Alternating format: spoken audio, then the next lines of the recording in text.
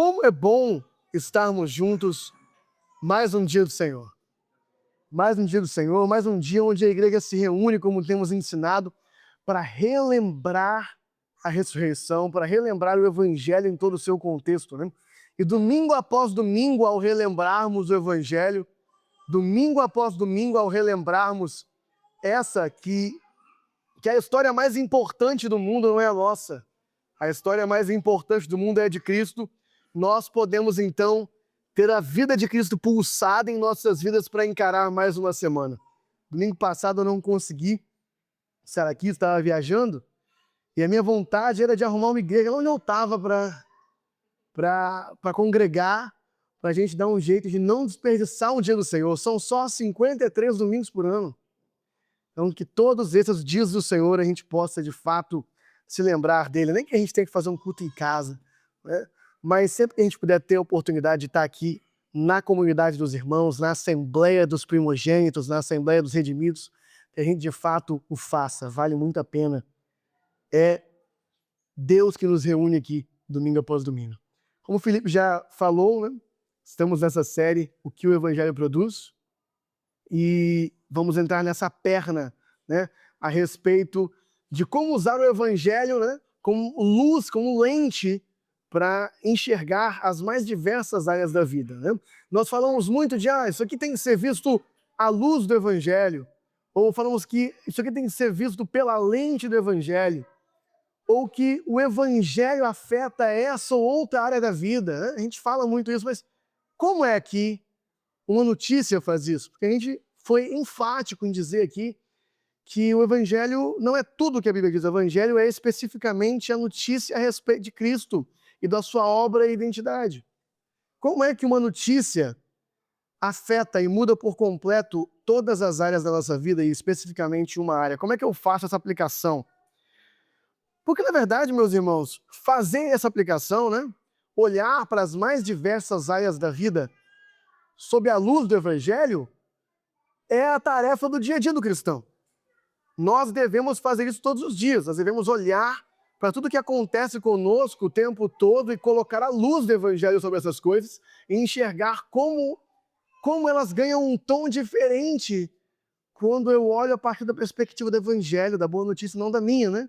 Como diz o nosso amado irmão Marco Teles, né, cuja música a gente cantou agora, a última, no álbum Amado Timóteo, na realidade do Evangelho, a realidade das coisas ganha outras cores. Muitas vezes, na realidade do Evangelho, a gente começa a perceber sofrimento como alegria. A gente começa a perceber inversões de valores.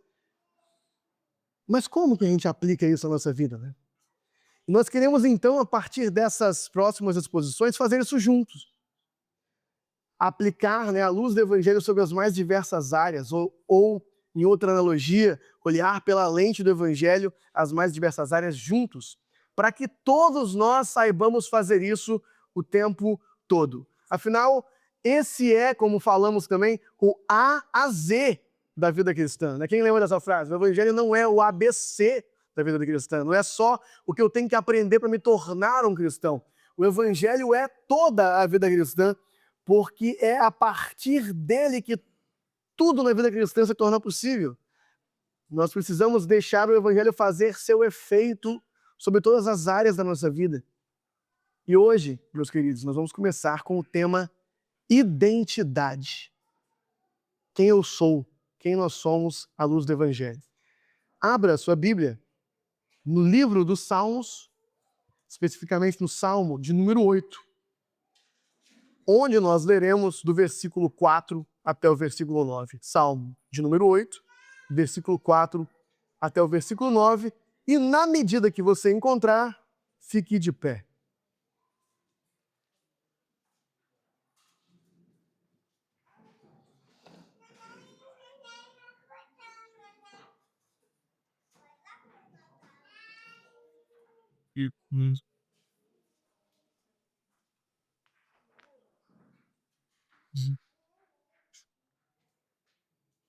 Amém, igreja?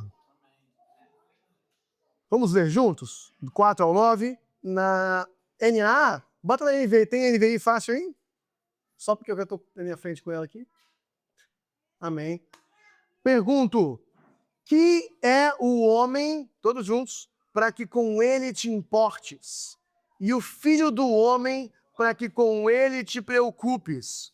Tu o fizeste um pouco menor que os seres celestiais, e o coroaste de glória e de honra. Tu o fizeste dominar sobre as obras das tuas mãos, sob os seus pés tudo puseste, todos os rebanhos e manadas, e até os animais selvagens, as aves do céu, os peixes do mar, e tudo o que percorre as veredas dos mares. Senhor, Senhor nosso, como é majestoso o teu nome em toda a terra. Versículo 4, quero repetir. Que é o homem para que com ele te importes, e o filho do homem para que com ele te preocupes.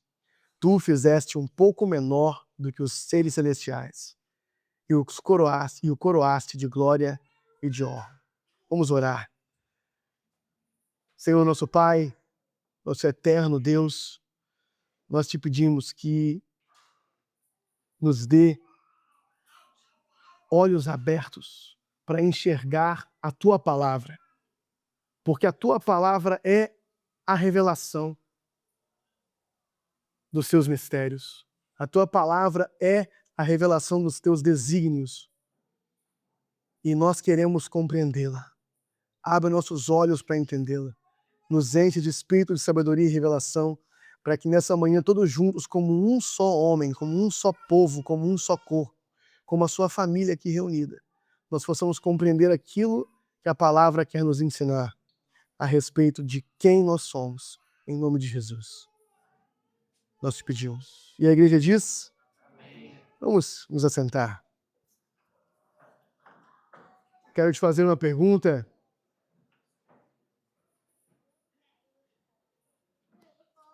Quem é você? Essa é uma pergunta que a gente ouve bastante, né? Principalmente quando nós estamos nos apresentando para alguém ou alguém quer conhecer a gente. Quem é você? Quão rápido, né, você consegue responder essa pergunta? Quando alguém te pergunta isso, né? A pergunta é meio desconcertante, vocês não acham? Normalmente, como que é a resposta que a gente dá para essa pergunta? Quando alguém pergunta para a gente, quem é você? Normalmente, o que a gente responde? A gente costuma responder o que a gente faz, né? Eu sou marceneiro. Eu sou empresário. O que a gente coloca? Uma outra forma de perguntar isso, né, nos tempos modernos é o que está na bio do seu Instagram lá? O que você colocou lá como descrição de quem é você? Normalmente a gente responde ou com uma profissão ou com uma relação com alguém. Eu sou o pai do João. Eu sou... Ou um pouco de tudo. Eu acho que no meu Instagram está um pouco de tudo lá. Quando falamos sobre identidade, a nossa pergunta de hoje aqui, né? Identidade à luz do Evangelho. Quando falamos sobre identidade, costumeiramente, no geral, estamos nos referindo à resposta à pergunta: quem eu sou? E que pergunta desconcertante é essa, né? É uma pergunta desconcertante porque, frequentemente, nós somos um mistério até para nós mesmos. E isso já é uma pista de uma resposta que a gente vai dar mais à frente, que nos definir não é trabalho nosso. Mas, via de regra, a maioria das pessoas responde essa pergunta com o que eu faço. Inclusive, eu queria avisar que nós condicionamos as nossas crianças a pensar que quem eu sou é o que eu faço desde cedo, perguntando o que você quer ser quando crescer. Então a gente naturalmente, a partir dessa pergunta que a gente repete várias vezes, condiciona o indivíduo desde criança a responder que ele é uma profissão. O que você quer ser quando crescer? Para de usar essa expressão, né? É difícil, né? Mas eu acho que a gente devia parar. Porque que triste e desgraçada é essa realidade de ser uma profissão, né? É tão ruim que basta uma simples demissão para eu ter uma crise de identidade. Então, quem que eu sou agora que eu não consigo mais exercer isso que eu achei que eu era até hoje? Que o mercado não me queima dessa forma. No final, estou me definindo a partir de uma relação de consumo. Então, pelo amor de Deus, não. Pode perguntar com o que você quer trabalhar, né? Mas o que você quer ser quando crescer, não. Faz parte do papel do pai dizer para o filho quem ele é. Mas a gente chega lá. Infelizmente, se definir pelo que se faz está no âmago, está no centro do que a sociedade secular pensa quando fala de identidade. Agora, quando eu falo de secular, né, secularismo, cultura secular, quem aqui sabe o que eu estou querendo dizer? Quem está familiarizado com esse termo? Secularismo, de forma ampla, se refere a tudo que não é eterno. Secular é o que é desse tempo presente. Se refere a tudo que não é eterno. Aquilo que é do presente século. Então o termo é um pouco amplo, mas ele tem inclusive raízes cristãs. Mas quando a gente fala secularismo, e nesse sentido que eu vou dar aqui nessa pregação, é importante lembrar que a gente vive um tipo de secularismo específico. A gente vive um secularismo pós-cristão. Um secularismo pós-cristão. Porque não só a vida secular existe, ela sempre existe, mas é um secularismo que quis expulsar Deus. Então a gente vive numa sociedade que teve o cristianismo como base, que foi construída no Ocidente, principalmente a partir da ética cristã, dos valores de vida cristãos, mas que, a partir disso, quer manter parte dessa ética e expulsou Deus.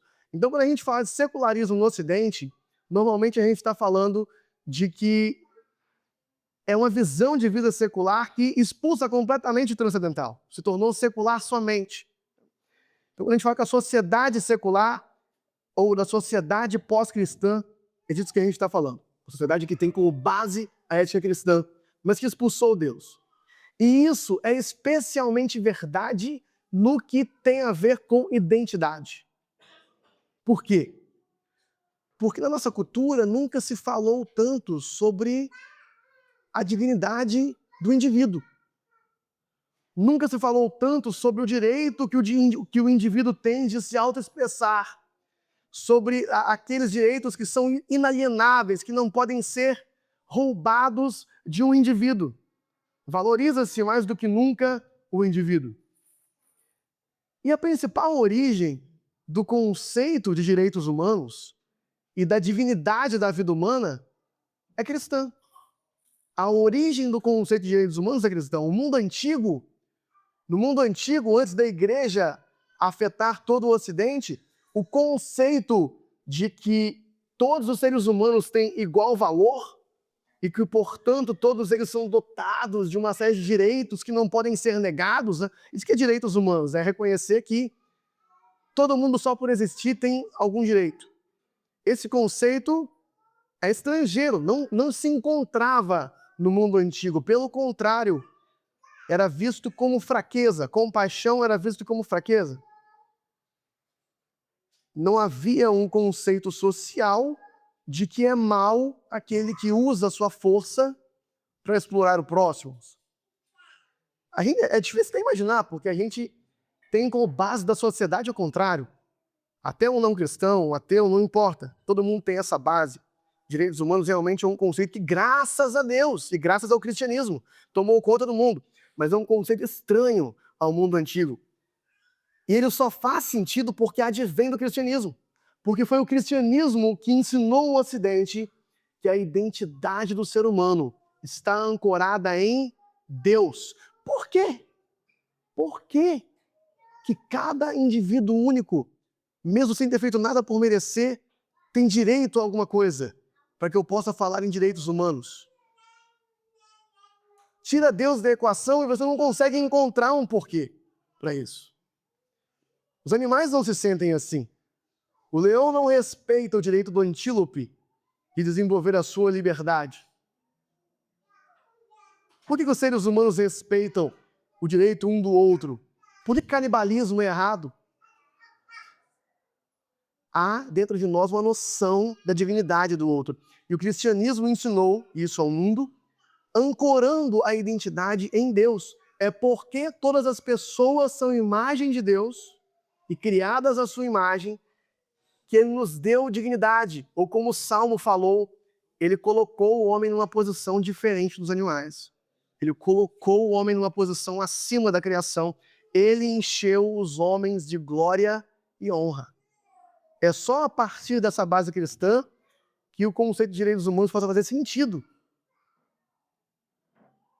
E a nossa sociedade foi fundada tendo isso como base. Eu quero ler aqui um trecho de um texto que ele não é do nosso país, mas ele fundamenta a forma que a gente vive no nosso país também e que o mundo inteiro passou a viver. Vamos ver quem adivinha da onde vem esse trecho aqui. Consideramos estas verdades como autoevidentes, que todos os homens são criados iguais, que são dotados pelo Criador de certos direitos inalienáveis e que entre estes estão a vida, a liberdade e a busca da felicidade. Quem sabe de onde vem esse texto? Nenhum bom chute, hein? A Declaração da Independência dos Estados Unidos. Ela abre da seguinte forma: consideramos que existem verdades autoevidentes. Os seres humanos têm direito, dado pelo Criador, à vida, à liberdade e à busca da felicidade. A declaração segue dizendo que, por causa justamente desses direitos, o Império Britânico não teria direito de dominar a América, né? Então, é a partir dessa base, ao menos teísta, se não cristã, que desenvolve-se a República Americana. E como nós sabemos, a República Americana se tornou a base para todas as demais repúblicas que surgiram depois dela. Por isso, apesar de não ser um texto da nossa sociedade, está profundamente na base de toda a nossa cultura. Mas como eu falei, no secularismo pós-cristão, Deus foi expulso da conversa. E se eu tiro Deus da conversa, como é que eu mantenho a noção da dignidade da vida humana? Isso gera na mente secular uma espécie de esquizofrenia. Abandona-se o conceito, na sociedade moderna, de que a identidade tem alguma coisa a ver com Deus. Abandona-se, mas mantém-se o conceito da dignidade humana. Ora, da onde vem essa dignidade? Se não tem Criador, se não tem transcendente, se não tem belo, se não tem bom, não tem moral, porque tudo isso nós só conseguimos entender se aceitamos que existe um ser criador transcendente que é por si só a fonte do belo, do bom e do moral. Se somos frutos do acaso, se nós somos poeira estelar, se nós não somos muito melhores que os animais, por que trabalho escravo deve ser antiético? Por que roubo e assassinato deve ser um problema? Por que eu não posso fazer o que eu quero? Ou como o Aé mandou num grupo essa semana, foto de um zoológico humano de 1900 e patatinha. Por que a gente vê isso como um problema? A gente fez zoológico de animal? Então, se a gente tira Deus da equação, a gente não consegue mais achar a fonte da dignidade humana. Mas na mente secular, há essa esquizofrenia, há essa loucura em tentar manter um conceito de dignidade humana enquanto eu abro mão por completo de qualquer noção transcendental. E o fato é que, então, a sociedade secular não quer responder à pergunta quem eu sou com Deus na conversa, ancorado em Deus. A perspectiva secular passa, então, a ver a identidade como algo que eu mesmo é que vou construir. Identidade na perspectiva secular passa a ser algo que eu vou construir. Eu é que vou definir quem eu sou. Deixa eu dar umas pistas para vocês. Você pode ser tudo o que você quiser. O que você quiser, você pode ser, é só se esforçar. Só que esse ser, né, como a gente já viu aqui, é o que eu vou fazer. Eu vou ver dentro de mim quem é que eu quero ser. Quem eu sentir dentro de mim que eu desejo ser, é isso que eu vou ser. Então, eu faço para ser. Eu faço para me tornar algo. Eu me torno algo no mundo a partir das minhas ações. Normalmente na minha profissão. das minhas conquistas, do que eu tenho, do que eu comprei com a minha profissão, com o que eu fiz com as minhas conquistas. Por isso a gente costuma responder a pergunta quem eu sou com profissão. Mesmo que a gente seja cristão. Muitas vezes, na verdade muitas vezes não, nós não estamos imunes ao secularismo. A cultura nos afeta, a gente consome isso o tempo todo. Essa mensagem central, né? Construa sua identidade do jeito que você quiser. Não coloque Deus nessa equação. Ela está em todo lugar, inclusive dentro das igrejas. Ela está em todos os filmes, ela está em tudo quanto é canto. E é muito difícil fugir dela mesmo. Não se sinta mal com isso. Tente fugir, mas não se sinta mal com isso. Quando a gente responde quem nós somos como uma profissão, como o que nós vamos fazer, como nós somos capazes de obter, a gente está colocando como resposta algo ancorado em nós mesmos. É o que nós fazemos, está sob o nosso controle. E no fundo, nós podemos ser cristãos e ainda assim enxergar nossa identidade de uma forma secular. Basta colocar Deus na resposta, mas não como a fonte de quem eu sou, e sim como abençoador daquilo que eu quero fazer. Quem pegou aqui a diferença? Eu consigo ser cristão e responder de forma secular. Basta eu colocar Deus na resposta. Só que ele não entra como a fonte de quem eu sou. Ele entra como abençoador do que eu quero fazer. Então eu mantenho uma resposta onde eu é que me defino, eu é que dou minha identidade, eu é que estou explorando o mundo atrás de descobrir quem é que eu sou. Eu posso responder algo do tipo, eu tenho uma agência de marketing, graças a Deus. Olha aí, ó, que bênção. Agora eu dei uma resposta cristã, né? Mas a mente secular ainda está me dominando. A identidade na mente secular passa a ser cada vez menos a pergunta, o que Deus me fez para ser? E cada vez mais a pergunta, o que eu quero ser? Tem alguém se identificando aqui? Assim, tô mentindo ou vocês estão vendo isso em todo lugar igual eu tô vendo? Para mim isso é claro, é evidente na sociedade. Ou na perspectiva cristã, eu não pergunto quem eu quero ser porque é feio, né? Mas eu pergunto, qual é o meu chamado? Onde Deus está presente na pergunta, mas muito mais como um fetiche de sucesso. Porque na verdade eu estou olhando para dentro de mim e perguntando o que eu quero ser e escondendo isso atrás de evangeliquez. Glória a Deus! Isso invade a igreja tanto, gente. O Iago Martins, Guilherme Nunes e Pedro Pamplona, no seu livro A Teologia do Coach e Outras Mentiras, Você é o ponto fraco de Deus e Outras Mentiras da Teologia do Coach, vão avisar que essa lógica é dentro da igreja, fazendo com que boa parte dos sermãos não tenham mais como mensagem central que você deve acreditar em Deus, mas sim que Deus acredita muito em você. Então Deus está na jogada, só que Ele está torcendo por você. Para que você consiga se auto-atualizar, se auto-afirmar no mundo. Então a mente secular pensa em identidade, mas não ancorada em Deus, ancorada no eu, no ego. E o ser humano, nessa visão invertida, se torna a causa de si mesmo. O pensador, teólogo e pastor Guilherme de Carvalho traz a seguinte contribuição. Qual que é o mandamento máximo dessa visão? O mandamento máximo dessa visão é autenticidade. Seja você mesmo. A pior coisa que você pode fazer é não ser autêntico, é ser infiel a você mesmo. E o caminho para essa autenticidade é o quê? Um mergulho interno para remover as imposições da sociedade e permitir que o eu interior emerja.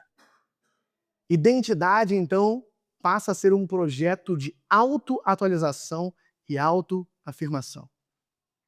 Quem está entendendo o que eu estou falando? Vou fazer uma coisa igual o Felipe aqui, vou botar a mão no vespeiro e vou literalmente sair correndo.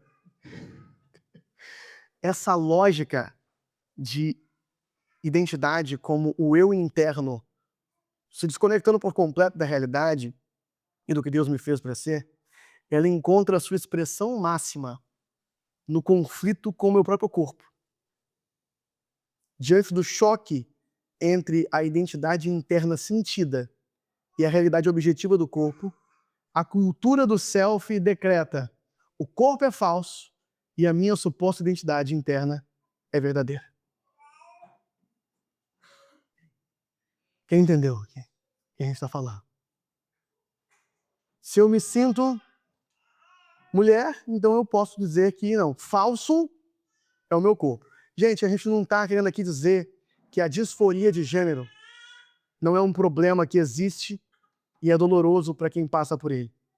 A gente está querendo dizer que a solução proposta de dizer não, o corpo é falso, é o interior que é verdadeiro, não é a melhor solução para esse problema.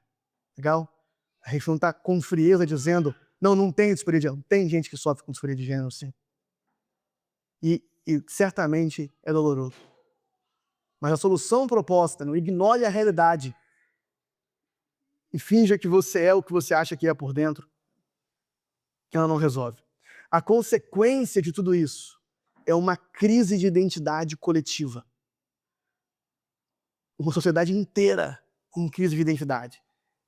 Eu, como âncora da minha própria identidade, não sou suficiente. E eu nunca me sinto suficiente. Tô falando, quem não se identificar com alguma das coisas que eu falar aqui, pode falar, viu? Tem alguém aqui que se sente suficiente com quem é? Eu, como âncora da minha própria identidade, eu não sou o suficiente. E eu nunca me sinto suficiente. Eu, como juiz da minha identidade com base no que eu faço, eu nunca estou satisfeito. A minha performance nunca é tão boa quanto eu gostaria. Eu nunca sou e nem conseguirei ser tudo o que eu imagino que eu poderia ser, porque eu sempre poderia ter feito melhor. Crise de identidade coletiva. Eu, como escravo de mim mesmo, sou um péssimo senhor. Eu faço escolhas horríveis. Eu me deixo enganar por promessas fáceis. Eu sou acorrentado a um sistema de consumo e performance. Porque sempre tem alguém que tem mais valor que eu, porque fez mais que eu, porque ganha mais que eu, porque alcançou mais que eu, e eu quero imitar aquela pessoa.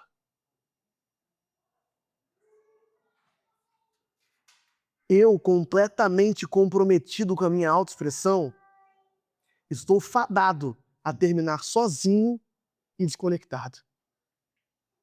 Porque como que 3, 4, 5 milhões de pessoas comprometidas, cada uma unicamente com a sua própria autoexpressão e autenticidade, vão se conectar de alguma forma?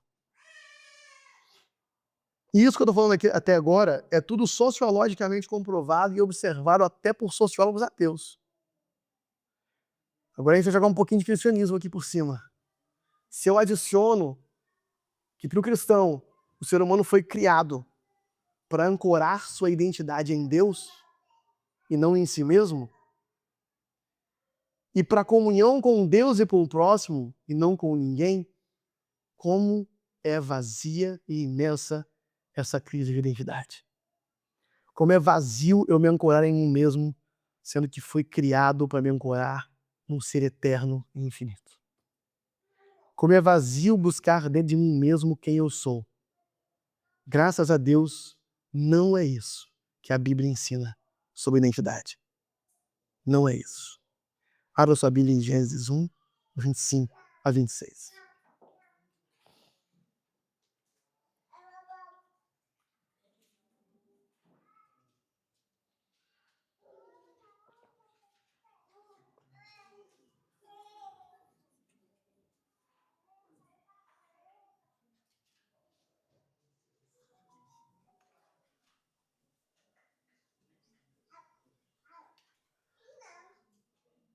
Gênesis 1, 25 a 26.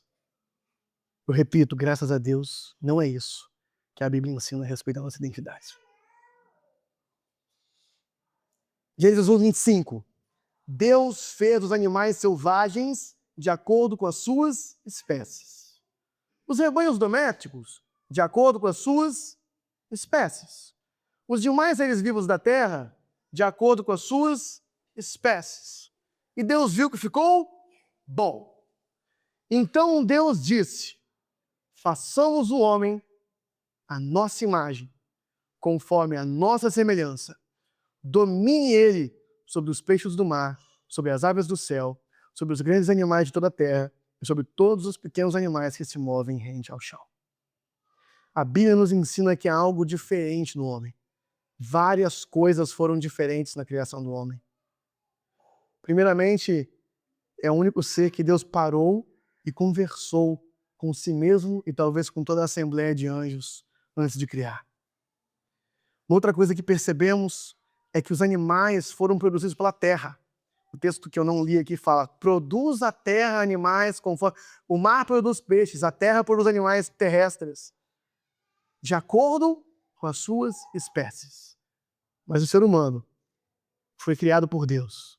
Mais à frente, percebemos que moldado por suas mãos, de acordo com a imagem dele, não de acordo com as suas espécies, de acordo com a imagem dele. Como no Salmo que lemos, ele nos fez um pouco menores que os anjos, de glória e honra nos coroou. É a coisa mais relevante que a Bíblia tem a dizer a respeito da nossa identidade. A gente vai parar a pregação aqui, se levar uma coisa só para casa. É que a coisa mais especial a respeito de você não é a sua profissão. É que você foi criado à imagem de Deus. É isso que nos confere dignidade. É isso que nos confere nossos atributos mais relevantes. É isso que deveria guiar nosso agir em todas as coisas. Um senso de identidade que nos foi dado. Então, veja bem, não é a gente que faz para se tornar. Um senso de identidade que nos foi dado. Eu sou a imagem de Deus e, portanto, eu ajo. Então, eu não ajo para me tornar. É por causa de que eu sou quem eu sou, assim eu ajo. A identidade não é para ser alcançada, é para guiar como eu vou agir. Mas isso é auto-evidente, né? A sociedade costumava reconhecer isso, como lemos aqui na Declaração de Independência. A gente quer ir além disso.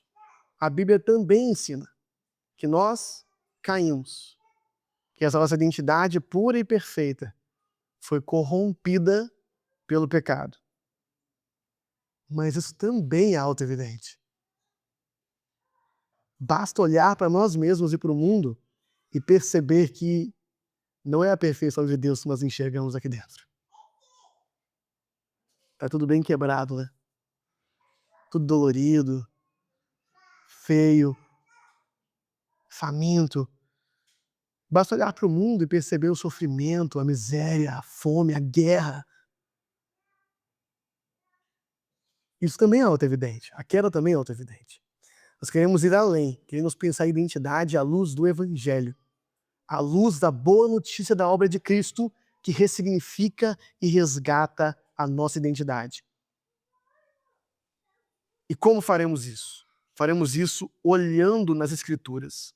O que a boa notícia de Deus, o Evangelho, a boa notícia da obra de Cristo, quer dizer a respeito da nossa identidade.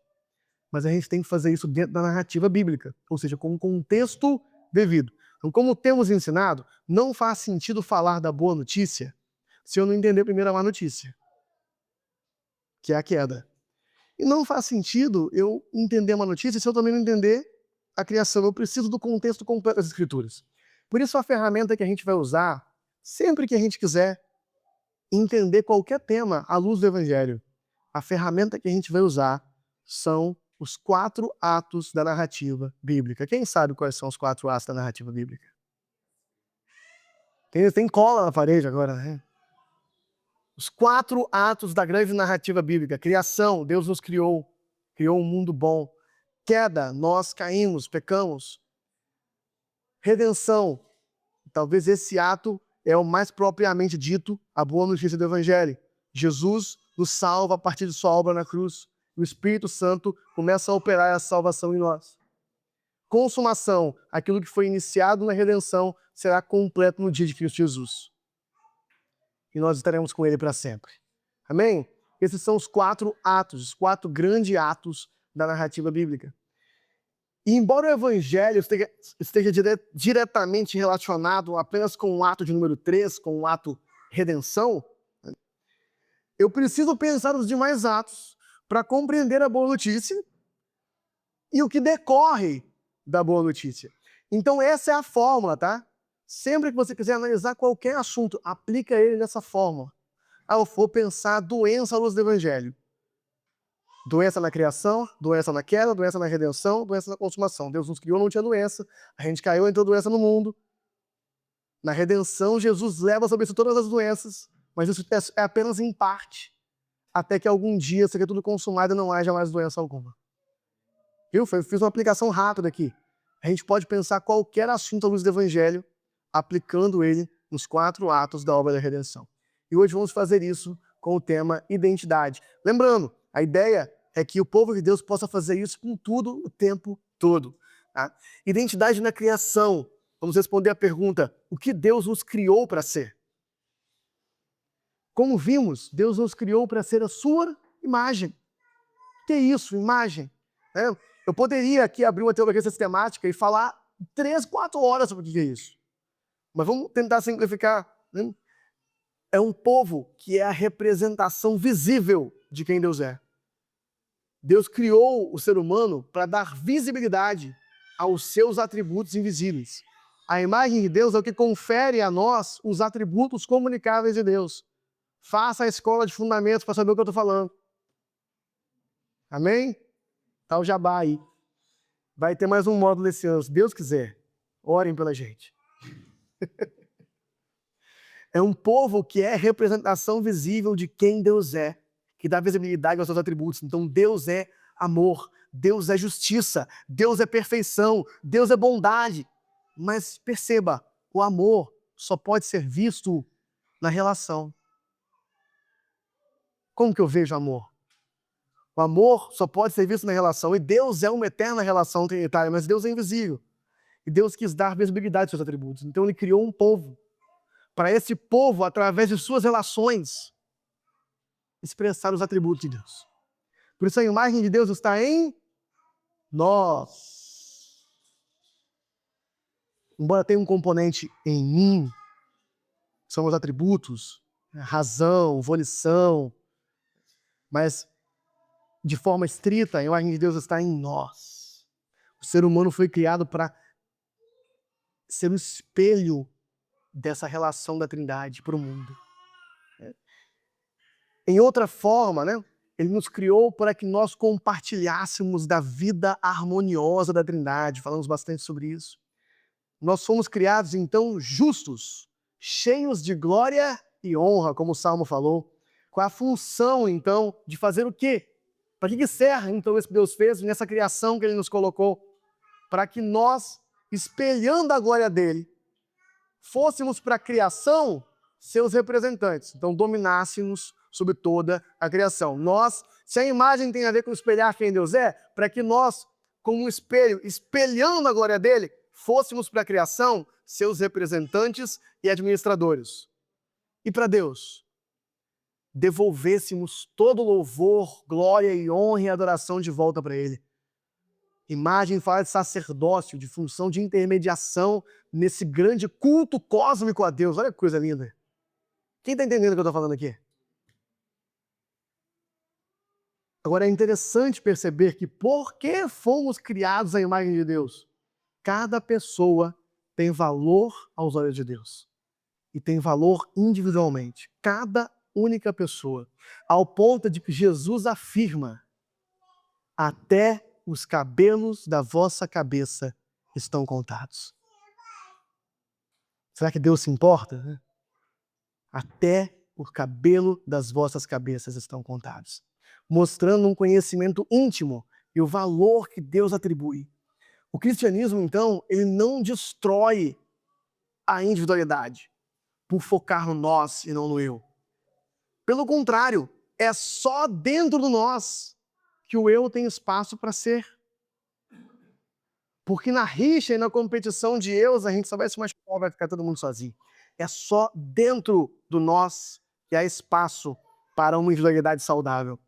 Olha que legal, Deus conhece a cada um de nós intimamente. Olhe para você mesmo e fala assim: Deus sabe quantos fios de cabelo eu tenho. Se você for careca, fala assim, não são muitos. Alex, vai ficar outra atividade para você. Mas e a queda? Meu pai é careca, então eu adoro queda de careca. Isso é uma maravilha. Pode ser o meu destino, entendeu? Pode ser o meu futuro, então eu já tenho que ir brincando para. Então, Deus... aí, Deus. Ora igual a mim. Gente, então essa é a criação. Deus nos cria, nos enche de dignidade, de glória e honra, individualmente e coletivamente. Mas olha que coisa linda. Mas o que acontece? O que nós nos tornamos, né? Se falar de identidade na criação, se falar de identidade na criação é responder a pergunta o que Deus nos criou para ser, falar de identidade da queda é responder a pergunta o que nós nos tornamos. Como nós temos ensinado na queda, nós tiramos Deus do seu lugar, porque nós queremos usurpar o lugar dele. Nós queremos esse lugar para a gente. Nós nos tornamos deuses para nós mesmos. Efetivamente, removemos então o alicerce da nossa própria identidade e substituímos por quem? Por eu. No final, nós estamos ancorando nossa identidade em nós mesmos. Qualquer semelhança com o que a gente falou a respeito de secularismo não é coincidência. Entendeu? Esse processo começa na queda. É interessante que a proposta da serpente para Eva tinha justamente a ver com identidade. Por quê? Qual foi a proposta da serpente para Eva? Coma e você será igual a Deus. A proposta da serpente para Eva tinha justamente a ver com identidade, com a reversão do que Deus já havia dito. Porque Deus já tinha criado o ser humano como? A imagem e semelhança. E o que a serpente vai lá e fala? Comam e vocês se tornarão semelhantes. Então a mentira da serpente ela vai justamente no conceito de identidade. Ela faz Eva suspeitar de quem ela já era. De quem Deus já tinha afirmado que ela já era. Gente, como que o diabo é tinhoso, né? Deus sabe que se vocês comerem, se tornarão semelhantes a Ele. Ainda joga uma semente de discórdia. Deus sabe, Deus não quer que vocês comam dessa árvore. Ele sabe que se vocês comerem, vocês se tornarão semelhantes a Ele. Eu fico imaginando, que mentira maldosa, né? A serpente mentiu para Eva justamente a respeito da identidade dela. Fez ela pensar que ela não era o que ela já era. Fez ela pensar que ela ainda tinha que fazer algo para se tornar. E aí, a partir disso aí, é a mesma inversão que nós descrevemos a respeito de como o mundo tem identidade. Não é mais, Deus me fez assim, e por isso eu sei quem sou, e por isso eu faço. Eva foi a primeira que fez uma coisa para se tornar. Coma, e então você será. Eva foi a primeira que fez uma coisa para se tornar. Novamente, qualquer semelhança com o que a gente falou a respeito do secularismo não é coincidência. A diferença é o seguinte: o que antes era percebido em todo ser humano não era glorificado. Hoje em dia a situação está tão ruim que não só a gente já tinha essa tendência, só que a gente chama ela de bem. A gente chama isso de algo bom. A gente glorifica a autoatualização. A gente glorifica o faça para se tornar. Aquilo que sempre aconteceu, mas era mal visto. Agora é até bem quisto e mal visto para quem pensa diferente, que quer negar a autoexpressão do próximo. Que coisa feia. Negar a autoexpressão do próximo. Se torna imoral, perceba? Se torna imoral. Hoje fazemos isso com orgulho. Nossa busca por identidade em nós mesmos é um eterno buscar ser semelhante a Deus. Gente, olha isso.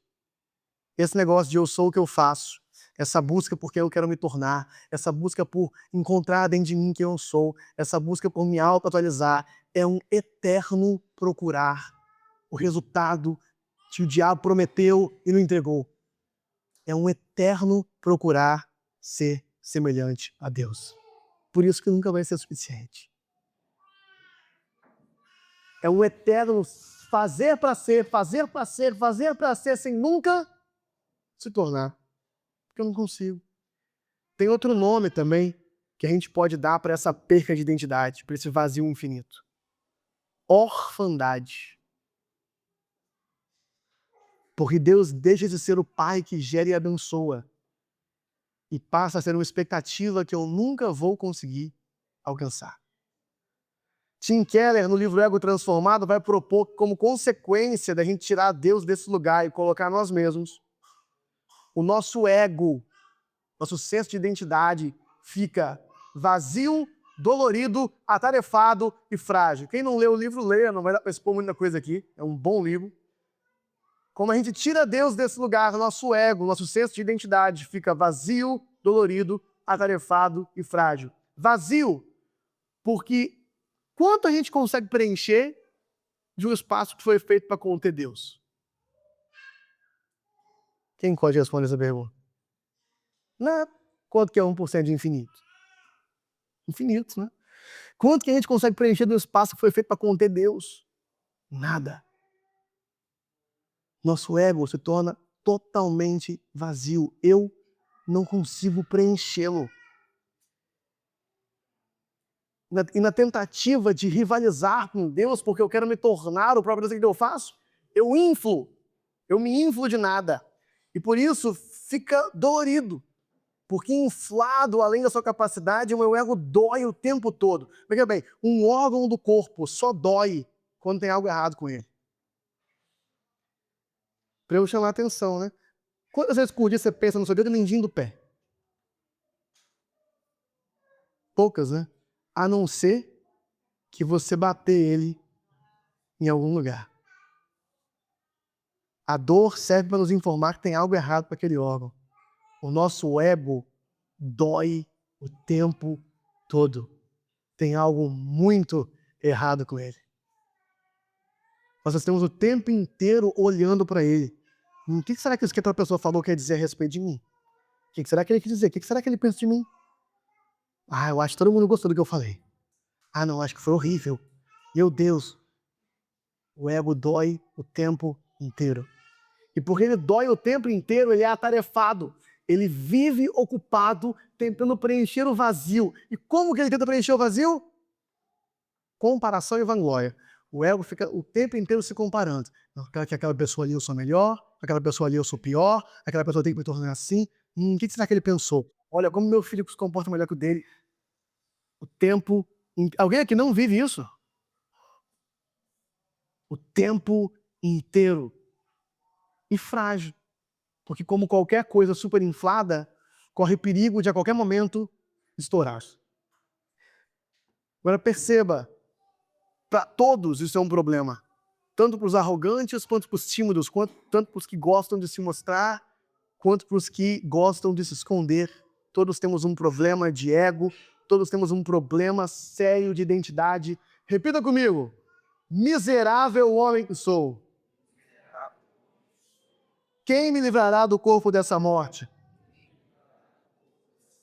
Graças a Deus por Cristo Jesus. Cristo não tinha problema de identidade. Chegamos à redenção. Identidade na redenção. Cristo não tinha problema de identidade. Ele é a imagem perfeita do Pai. Ele é a imagem do Deus invisível. E por isso, porque ele não tinha qualquer dificuldade por identidade, ele não viu qualquer problema em se tornar uma oferta na cruz por nós. Jesus não nos abandona nesse estado. A boa notícia do Evangelho, agora a gente chegou no Evangelho, é a boa notícia da obra consumada de Cristo que efetivamente restaurou o nosso relacionamento com o Pai. E, portanto, a nossa identidade foi resgatada. O Evangelho é uma boa notícia a respeito da nossa identidade? Sim, também. Porque como o Evangelho é a boa notícia de que nós somos reconciliados com o Pai, nossa identidade então foi resgatada. Sem Cristo, somos reconciliados com o Pai. Porque como falamos aqui também sobre o Evangelho da Graça, na cruz somos feitos um só com Ele. E quem ele é? Ele é o Filho amado do Pai. Se eu me torno um com ele, quem eu me torno? Pode falar. O Filho amado do Pai. Eu me torno o Filho amado do Pai. Recuperamos nossa referência de identidade. Recuperamos nossa vocação de ser imagem de Deus a partir da nossa união mística com Cristo. E na medida que recebemos a sua obra, que confiamos na boa notícia, o Espírito Santo então começa a nos conformar cada vez mais à imagem de Cristo, a imagem que fomos criados para ser. Se o que descrevia nosso estado caído era a orfandade, a boa notícia é que somos adotados e somos filhos de Deus. Essa é a coisa mais relevante que o novo pacto tem a dizer a respeito da nossa identidade. Se a coisa mais relevante que o Antigo Testamento fala a respeito da nossa identidade é que somos feitos à imagem de Deus, a coisa mais relevante que o Novo Testamento fala a respeito da nossa identidade é que nós somos filhos de Deus, juntamente com Cristo. E somos todos primogênitos, inclusive. Vamos pensar que Hebreus descreve a igreja como a assembleia dos primogênitos. É porque todo mundo é primogênito? Somos todos um com Cristo. Somos todos filhos de Deus em Cristo Jesus. Por isso somos reunidos aqui à Assembleia dos Primogênitos. Olha que coisa linda. Gálatas 4, 4 a 7, vamos ler, para não faltar a Bíblia aqui na pregação.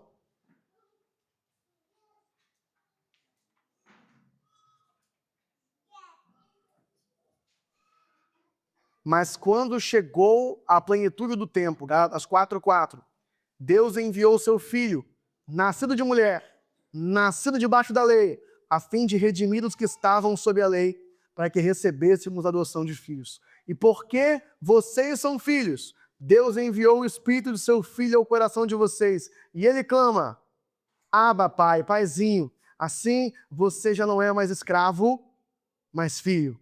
E por ser filho, Deus também o tornou herdeiro. Efésios 5:8, não precisa abrir, porque outrora vocês eram trevas, mas agora são luz do Senhor, vivam como filhos da luz. Perceba a importância de entender a identidade à luz do Evangelho. A boa notícia é a respeito da obra completa de Cristo por nós. E se a obra é completa, não é uma notícia a respeito de algo que eu ainda tenho que fazer para ter minha identidade restaurada.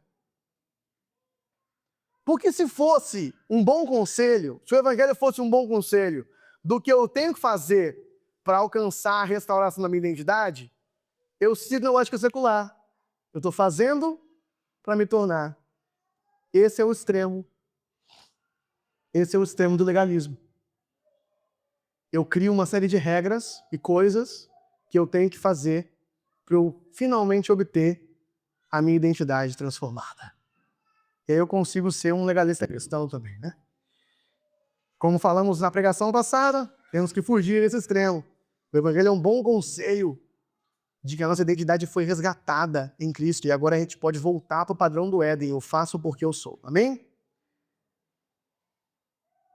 Agora, perceba, também não é que a minha identidade está restaurada independente do que eu faça. Então eu vou fazer o que eu quiser.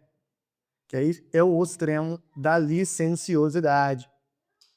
Não, por quê? Porque se o Evangelho me alcançou e eu fui feito filho de Deus, agora eu só faço aquilo que é da minha natureza fazer. Que é o padrão de qualquer árvore, né? A árvore dá fruto segundo a sua espécie. Eu faço a partir do que eu sou. Se eu fui feito filho de Deus, é natural que eu faça o que é da minha natureza. E se eu não comecei a fazer, talvez eu nunca criei no Evangelho. E o que é a natureza de um filho de Deus fazer? Quem responde essa?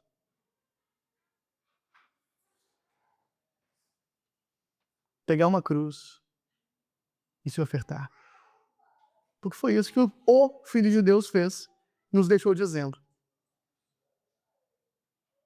A mensagem cristã a respeito de identidade não é seja você mesmo. A mensagem cristã a respeito de identidade é tome sua cruz e siga-me. Imita-me. Jesus te chama a descobrir a sua identidade única e autêntica. imitando ele. Imita-me. Pegue a tua cruz e siga. A ironia, né, disso tudo é que nós somos seres imitadores. E mesmo quando a gente acha que está sendo autêntico, tudo que a gente está fazendo é imitar alguém. Sabe por quê? Porque nós somos feitos para imitar Jesus. Somos feitos para refletir a imagem do Pai. Então essa nossa ilusão de autenticidade, a gente está só imitando outra pessoa. Está se tornando adorador de criatura ao invés de criador. Porque nós somos feitos para imitar Jesus. Aleluia. Novamente, eu cito Guilherme de Carvalho. O cristianismo diz: não seja você mesmo. Você não presta. Você tem que imitar outra pessoa. O caminho para a verdadeira identidade não é um mergulho interior, mas um movimento para fora de si, para seguir Jesus. Quer descobrir a sua verdadeira identidade? Não olhe para dentro. Olhe para Jesus. Olhe para a cruz. Isso cura os meus problemas de ego. Eu posso esquecer do meu ego e olhar para Jesus, para ter meu ego vazio, preenchido por Ele. Até aquele dia em que o verei face a face e serei completamente preenchido por Ele. Chegamos na consumação. O dia de Cristo Jesus. João 3, 2-3, como o tempo está se abreviando aqui, eu não vou pedir para vocês abrirem, eu vou ler João, primeira carta de João, capítulo 3, versículo 2 e 3. Amados, agora somos filhos de Deus, e ainda não se manifestou o que havemos de ser, mas sabemos que quando Ele se manifestar, seremos semelhantes a Ele, pois o veremos como Ele é. Todo aquele que nele tem essa esperança, purifica-se a si mesmo, assim como Ele é puro. Colossenses 3, 4. Quando Cristo, que é a sua vida, for manifestado, quando Cristo, que é a sua vida, for manifestado, então vocês também serão manifestados com Ele em glória. A boa notícia nos faz viver no presente a luz do futuro. A luz do dia em que a nossa identidade será então completamente restaurada, porque começou na redenção, mas eu ainda estou sendo preenchido de Cristo. Isso vai ser completo na consumação. E como N.T. Wright fala no livro Surpreendido pela Esperança, a promessa, então, não é que Jesus vai simplesmente reaparecer nos ares, mas é de que quando a terra e o céu se unirem, Ele se manifestará a nós, e nós estaremos diante dele e diante um dos outros com a nossa verdadeira identidade. E para aqueles que estão preocupados com a autenticidade, mas se eu vou imitar Jesus, como é que eu vou ser autêntico? Vai ser todo mundo igual? Fique tranquilo. O que garante a nossa individualidade, a nossa singularidade, o fato de que somos únicos, é que um Deus infinito derramou uma porção dele mesmo em cada um de nós que somos finitos. Então há espaço para infinitas autênticas imagens de Deus, porque somos finitos e Ele é infinito, de forma que ao vencedor em Apocalipse é proposta uma pedrinha branca, um nome que ninguém conhece, só aquele que recebe. Deus tem um nome único e singular para cada um dos seus filhos. Só que você não encontra o seu nome, a sua identidade, olhando para dentro. Você encontra seguindo Jesus. Enquanto isso, a gente está vivendo entre a redenção e a consumação. A gente está vivendo em parte. Tudo isso é muito bonito, não é verdade? Mas como fica a minha crise de identidade hoje? Como fica a minha sensação de insuficiência hoje? Como fica meu vício em fazer para ser, do qual eu não consigo me desvencilhar completamente até o dia de Cristo? Como fica a minha ansiedade em relação ao que pensam de mim hoje, com todas as dores que eu sinto na alma, porque eu não consigo confiar completamente em Jesus? Como que eu faço para o meu ego parar de trabalhar tanto? Eu quero propor aqui que eu chamo todas essas perguntas de como lidar com a vida enquanto nós somos ainda em parte. Enquanto vivemos esse já e ainda não. Enquanto experimentamos os poderes do mundo vindouro, mas ainda terminamos alguns dias com o coração apertado e começamos outros dias sem saber por completo quem somos. Ou como o apóstolo João falou no texto que eu li aqui, amados, nós somos filhos de Deus, mas não se manifestou ainda o que havemos de ser.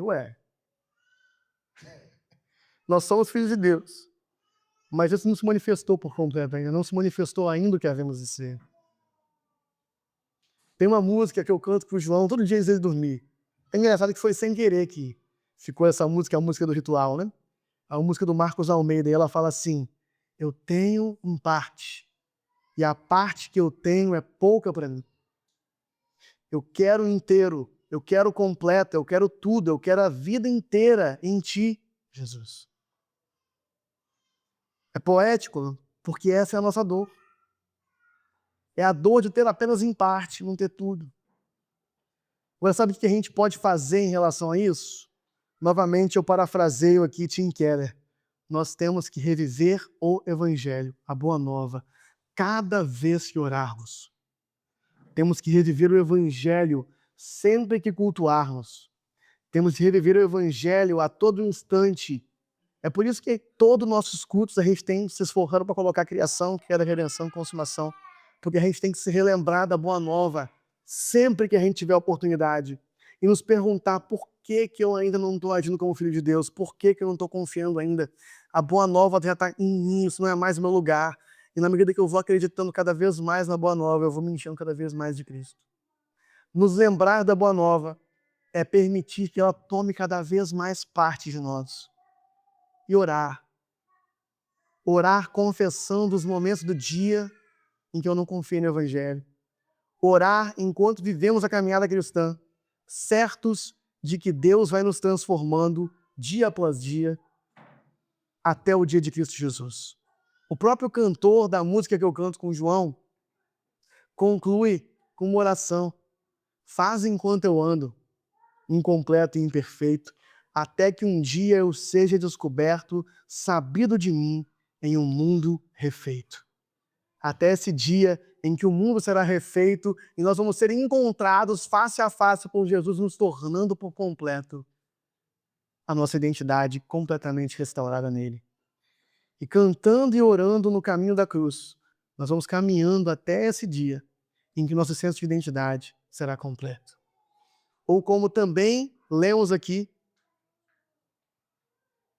fixamos os olhos em Jesus, até que o que está escondido nele seja manifestado. Essa canção que a gente canta tantas vezes, né? Eu fixo os olhos em Jesus, que é a nossa vida, escondido nele até que ele apareça. Vamos encerrar essa pregação orando e cantando essa canção. Senhor Jesus, muito obrigado, porque nós não estamos abandonados a um senso vazio, quebrado, perdido e dolorido de identidade. Mas o Senhor nos resgatou da queda. O Senhor fez tudo o que precisava ser feito para a nossa reconciliação com o Pai por causa da sua obra, Jesus. O Pai nos vê como seus filhos amados. E nós absolutamente não merecemos isso. O Senhor levou toda a punição, nós ficamos com todo o benefício. Ah, Jesus, muito obrigado pela sua obra. Queremos apresentar também perante a Ti, Jesus, a dor que nós carregamos no peito por não ter essa identidade completamente restaurada, as dores emocionais e físicas que passamos, enquanto estamos em parte, e Te pedir que nos ajude a viver essa vida escondidos em Ti, apressando cada vez mais o dia. Te pedir que você nos preencha cada vez mais, Jesus. Até o dia que será para sempre, onde te veremos face a face e seremos como o Senhor.